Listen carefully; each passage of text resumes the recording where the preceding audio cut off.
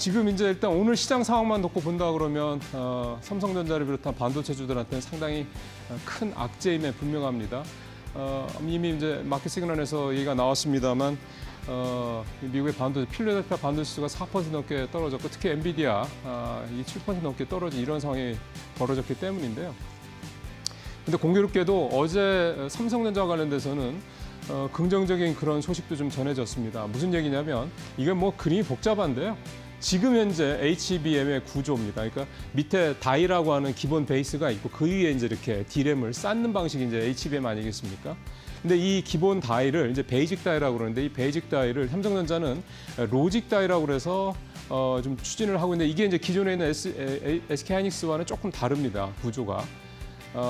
근데 그게 파운드리 부분이죠, 이게 이제. 근데 이거에 대한 수율이 40% 정도 나왔다고 그럽니다.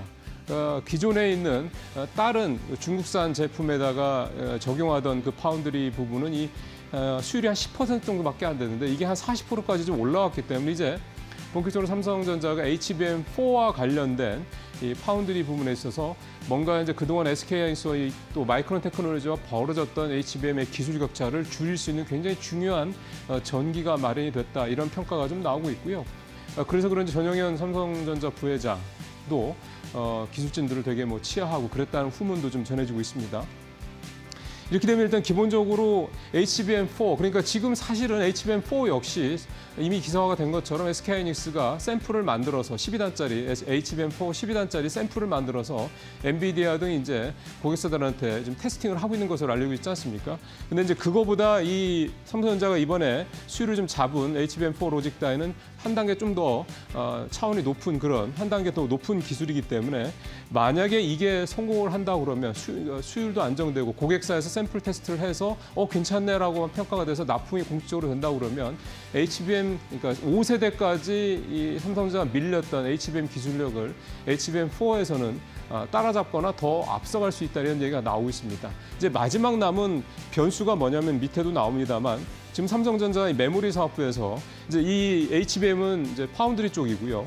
메모리 사업부 쪽에서 6세대 1C D램이라는 거를 지금 개발을 하고 있는데 이것과의 이제 패키징 과정에서 그러니까 이 베이직 다이 요거는 파운드리 부분이고 위에 쌓는 D램은 결국은 메모리 쪽에서 만들어야 되는 건데 이거가 어느 정도 수율이 잡혔는데 문제는 이쪽 그러니까 이 1C 수준의 이 D램이 자리를 잡아야지 이게 두 개가 패키징을 했을 때 문제가 없어야지 이제 HBM4 제품이 이제 나오는 거니까요. 요 마지막 과정만 남았다고 그럽니다. 근데 이 1C 과정, 이 1C 프로세스 저것도 기존에 있는 지금 SK하이닉스 같은 경우는 1B를 좀 기술로 좀 만들고 있거든요. 그러니까 그거보다 역시 한 단계 위인 거죠. 그러니까 마치 예전에 중국이 신용카드 이게 우리나라 다른 나라에 훨씬 밀려 있으니까 그거를 뛰어넘기 위해서 이제 QR코드라는 방식의 결제 방식을 동원해서 지금 상당히 좀 발전해 있지 않습니까? 이 결제 방식이. 다른 어느 나라보다도 사실 좀 앞서 있는 건데 그 부분에 있어서는 마찬가지 그런 식으로 중간 단계를 뛰고 어차피 그걸 따라가서는 계속 후발주자가 될 수 없으니 그보다 한 단계 앞선, 한 세대 앞선 기술을 가지고 좀 HBM4를 추진을 하고 있었는데 그게 일단 어느 정도 좀 가닥이 잡혀가고 있다는 얘기가 되는 거고요. 마지막에 말씀드린 1C D램과의 이 패키징 과정에서의 문제만 없다고 그러면 HBM4 시장은 이제는 기존의 HBM3 시장과는 다른 양상으로 전개가 될 수도 있다. 이렇게 볼 수도 있겠습니다.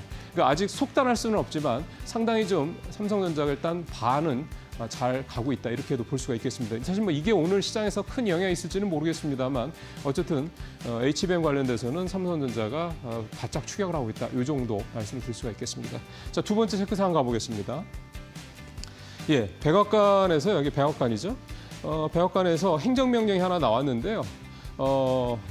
환자 우선 그다음에 처방력 가격을 인하하는 내용의 행정명령에 트럼프 대통령이 서명을 했습니다.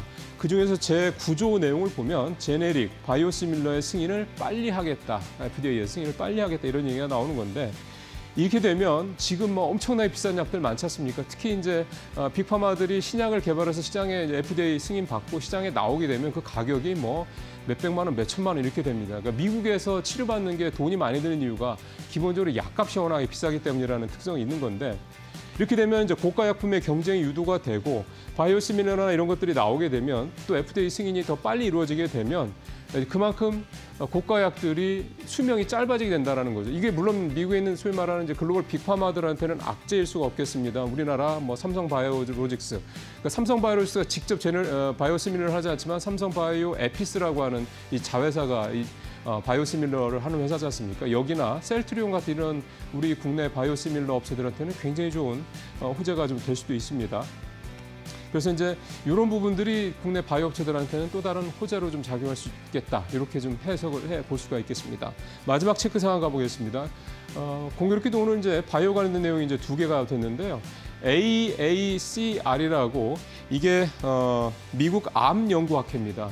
세계 3대 연구학회 중에 하나입니다. 미국 임상종양학회 ASCO, 유럽 종양학회 ESMO. 이 학회 세계 3대 암학회인데 이게 일주일 뒤에 4월 14일부터 19일까지 이제 개최가 되는데요. 여기에 이제 한국 기업들이 다수가 참여하고요. 이 기업들이 이제 여기에 이번 암학회에 참여하는 기업들입니다. 리가켄바이오, 한미약품 쭉 있죠. ABL 바이오까지 쭉 있습니다. 4월 25일부터 30일까지 개최가 되네요. 이 자리에서 이제 암과 면역 항암제 등 최신 연구 성과가 발표가 되고 ABL 바이오, 보로노이 등등 앞서 이제 말씀드렸던 이런 회사들이 여기서 이제 그동안의 연구 실적을 발표를 하는데 그동안에 이제 바이오 또 주가들 움직이는 거 보면 이렇게 대형 학회 이렇게 참석을 해서 그냥 뭐 참석하는 수준이 아니라 뭔가 기조 발표 같은 뭔가 스피치를 공식적으로 하는 회사들 같은 경우는 이제 그만한 연구 성과가 있는 거기 때문에 이들 회사들의 주가가 많이 오르는 그런 모습들도 보였습니다. 그래서 이번에 이 암학회, 미국 이 암학회 이 내용도 한번 잘 보신다면 특히 이제 바이오 관심이 많으신 분들한테는 좋은 또 투자 정보들이 나오시지 않을까 기대를 좀 해보게 됩니다. 모닝체크 마치겠습니다.